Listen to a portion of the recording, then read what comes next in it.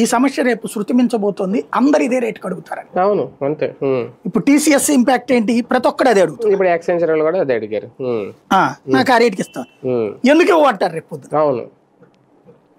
ఇంకోటి ఎప్పటికి పూర్తి చేస్తారు. ఇప్పుడు ఇన్ఫోసిస్ తోడు జగన్ ఉన్నప్పుడే వచ్చాడు కదా, ఎందుకు వచ్చాడు?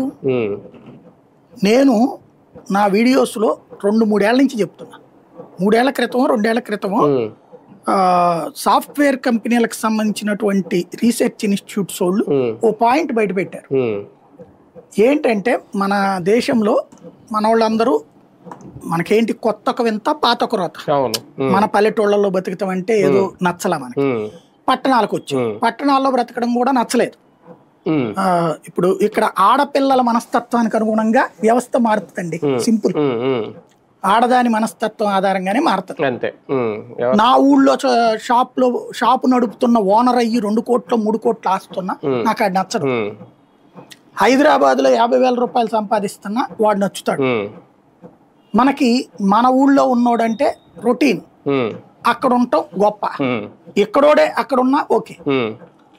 ఆడపిల్లలు అట్లా పెళ్లిళ్ళకి ప్రధాన నగరాల్లో ఉన్న వాళ్ళని చేసుకోవడానికి ఇష్టపడ్డారు. తమ తమ పల్లెల్లో తమ తమ పట్టణాల్లో ఉండటం ఉన్నవాడు నచ్చల. ఇక్కడ వ్యాపారం ఉన్నా నచ్చల, ఇక్కడ ఆస్తులున్నా నచ్చల. నచ్చి చేసుకున్న వాళ్ళు 30